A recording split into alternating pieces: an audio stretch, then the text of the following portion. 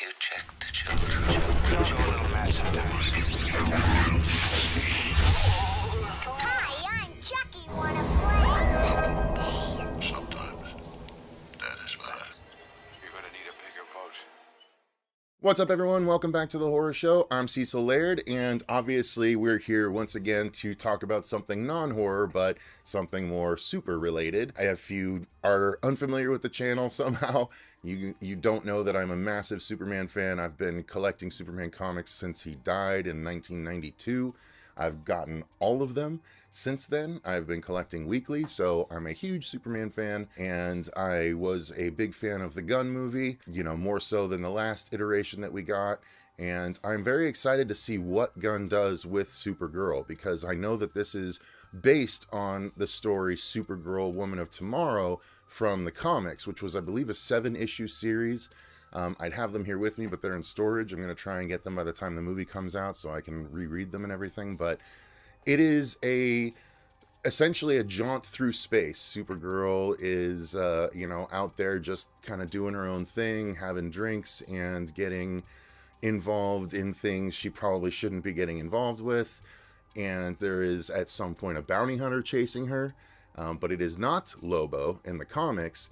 It just was made Lobo for the movie, apparently, because it makes a lot of sense, and it's a way for us to finally get Jason Momoa as Lobo.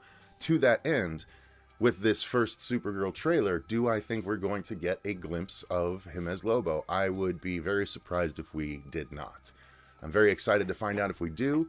I saw one picture that I don't think it could have been from the trailer, because it was posted, well before, where it's her, and Lobo fighting, but it's Jason Momoa, and only his face is a Lobo, his arms and stuff are exposed, and they're still skin tone, which does not a Lobo make. So I'm interested to see what we actually get here. So let's without further ado, let's go ahead and pull this up.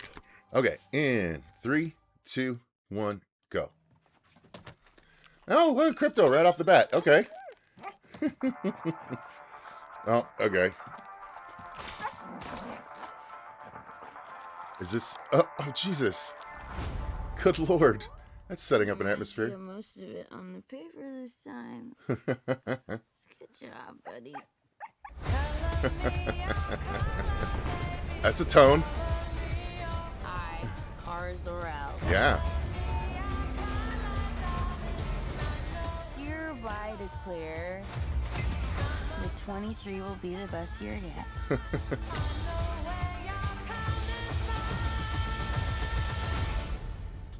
Let's be honest, babe, it's not a very high bar to clear. Okay. I'm digging her vibe. I didn't know any of you were still alive. What was it like to lose everything in a day? Krypton didn't die in a day. The gods are not that kind. Oh, wow. Okay, this does not look like this is gonna end well. For you guys.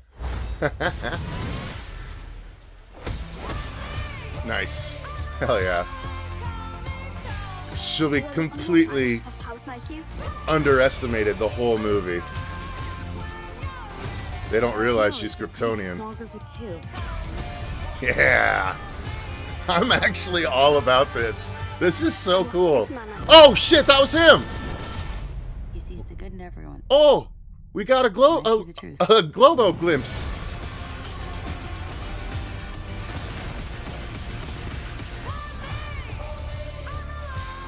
Yeah, dude. All right. You know why?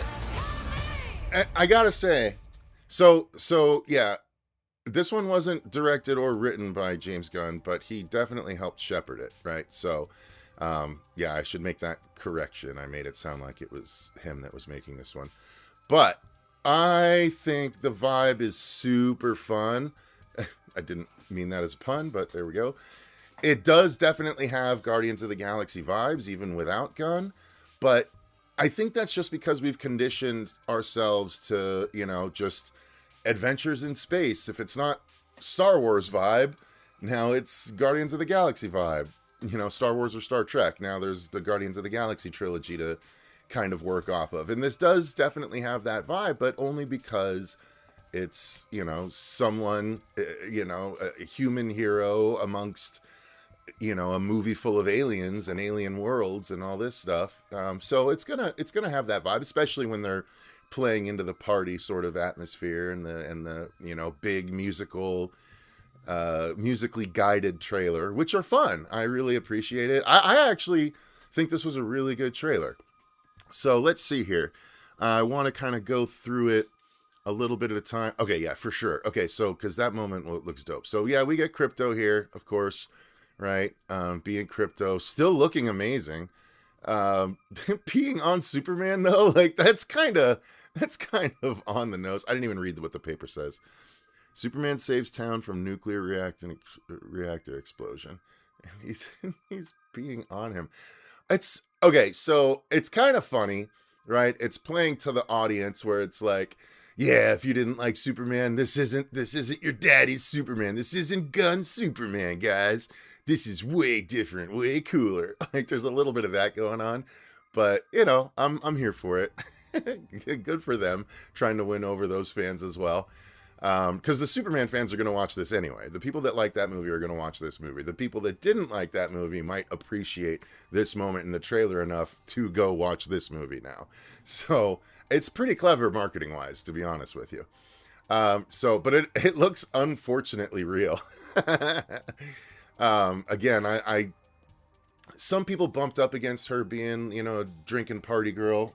But the comic does start out, she's at a bar very early on in the first issue of the comic, drinking when she gets embroiled in the affairs that are going on. So, okay, this is cool. I didn't see apparently this was like the teaser from the screenshots that I saw floating around yesterday. But it's literally like an intergalactic bus stop. And this is the jankiest. I would be so frightened to get on this thing if this is meant to go into space and take me to another planet. Maybe this is just taking her to another part of this planet, but I doubt they would do that. She would just fly there, right? Why doesn't she just fly into space and fly from place to place? I wonder how they're going to explain that. Maybe she's limited, right? Because Kryptonians, they're not always super strong. They do have to have exposure to the yellow sun. So maybe that's another reason why it was good for her to come back and get Krypto at the end of Superman, so she could recharge a bit. So she charges up in the yellow sun, and then she can go have a couple months worth of adventures in space as her powers slowly dwindle, unless she encounters another yellow sun in space. I'm sidetracked. Let me go back, because I still want to go through this a bit at a time. I'm looking at the design here, the production design. Pretty cool. Digging it. Definitely alien bar kind of vibes. I can get down with this. Disco ball, that's not very alien, but still, that's kind of a funny touch. To them, it would be alien, right? Unless maybe disco balls are universal. Who knows? Okay, so that's just a straight Star Wars like alien in the back, or is that just a dude wearing a suit? That might just be a person wearing a suit. Yeah. Let's continue on. Yep, the shield. I mean, that's very Skybeam adjacent, which is unfortunate, but still, it's not exactly a Skybeam. It's a planetary beam that is creating a. So you know what this is? Wait a minute.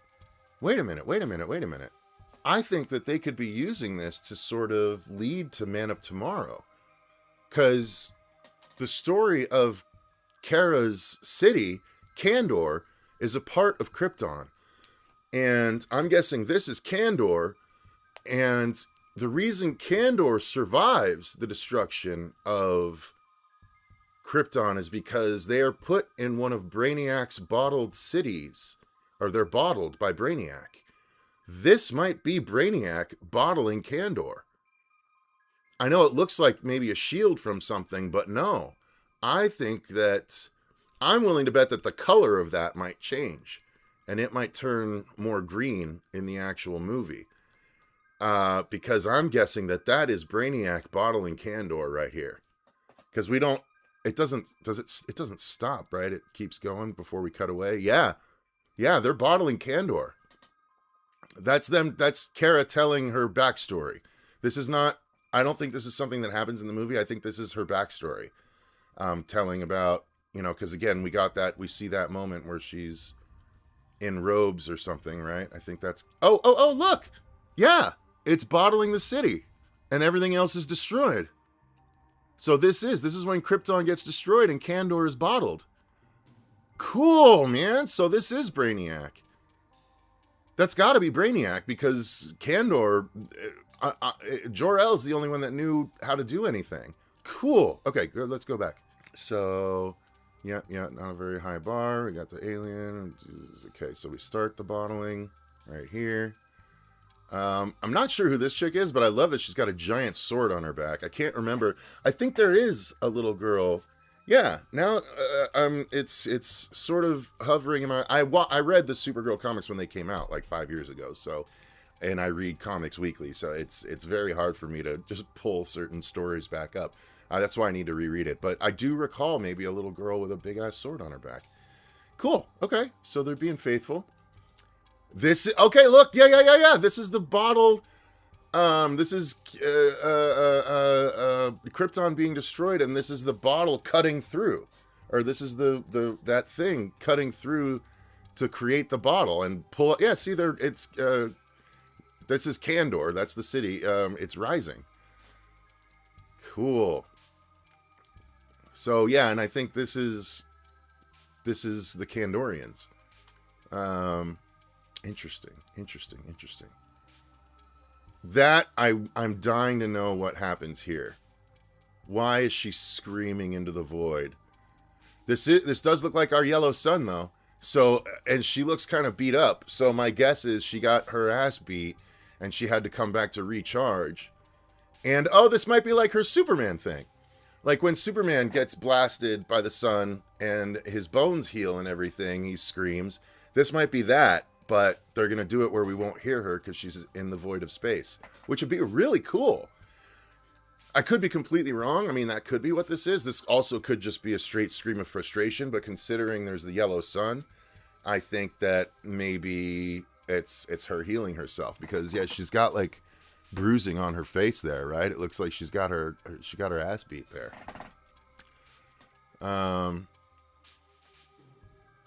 I dig the long coat look on her, man. I'm glad that trench coats didn't get ruined forever. Those of you that lived through the tragedies will know when trench coats started to go out of style near about the Matrix times.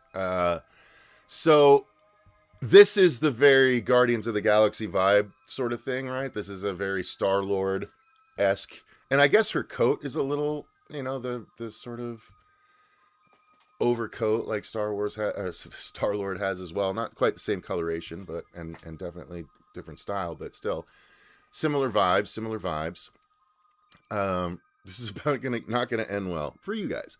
I think that's funny. I like that line.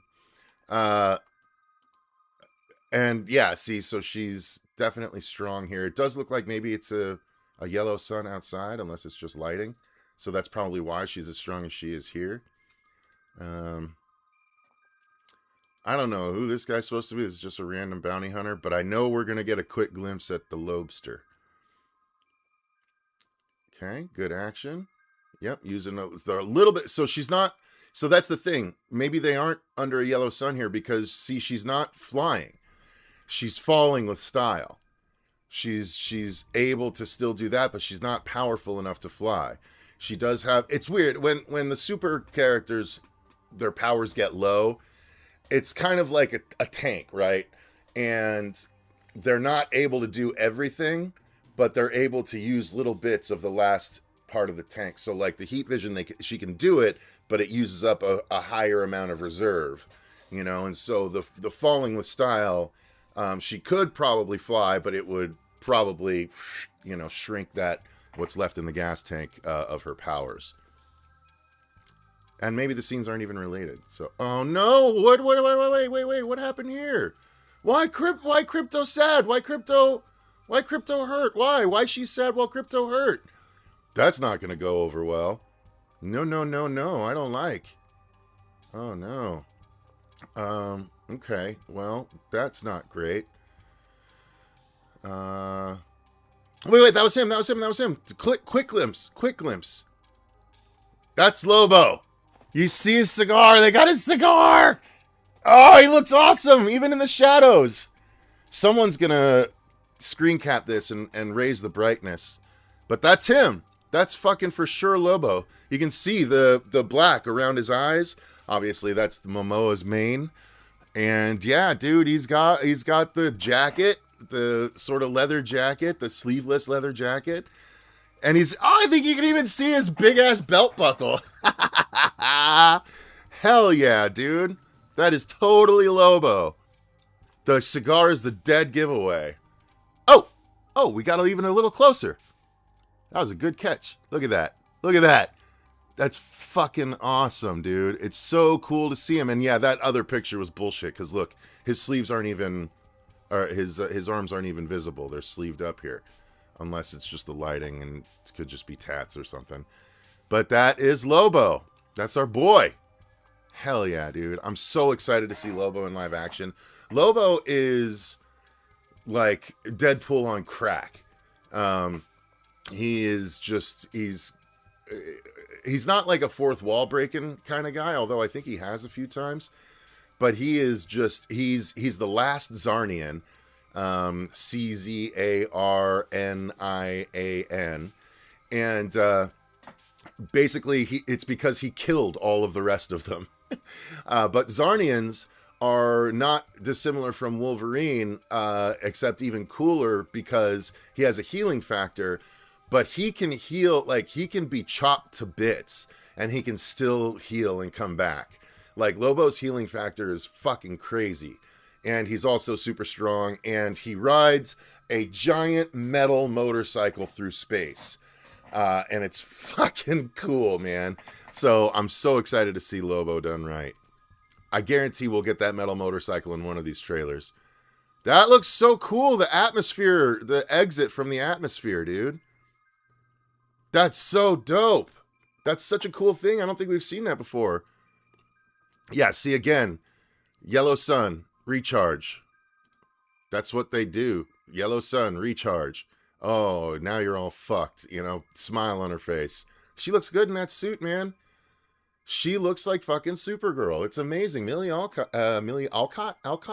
Not sure how to say it, but she looks like fucking Supergirl, and I'm here for it. Yes! Look at that. So cool! Dude, she's just... It's funny. She's like she's the hammer, where Superman's the scalpel. Like, believe it or not, she is just brute force incarnate. But it is also canon that she is stronger than Superman, ultimately. I can't remember exactly the reason why, but she is definitely stronger than Superman. I just can't remember why. But that is the case, canonically. So there we go, guys. That is the trailer for Supergirl and my in-depth breakdown, which I actually had a lot of fun doing. From what I'm seeing, it looks a lot less throwing everything in the kitchen sink at the movie like Superman was with, you know, the Justice Gang and, you know, Metamorpho and all of that stuff. Don't get me wrong, I love the movie, but this actually looks, even though it's out there in space, it actually looks like a lot more focused of a narrative, and I think a lot more people are going to connect to that.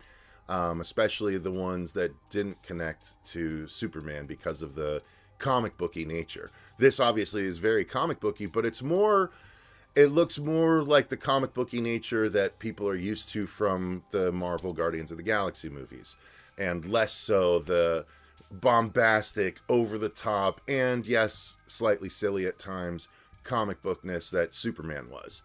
Again, not coming down on it because obviously I loved it. But this looks awesome. This looks so fun. I am super excited to see what people think about it, but I'm pumped. And you guys should be too, based on my reaction. So let me know what you guys think in the comments down below. Thank you very much for watching, especially if you've watched all the way up to this point. Until next time, I've been Cecil Laird, and remember guys, stay scared.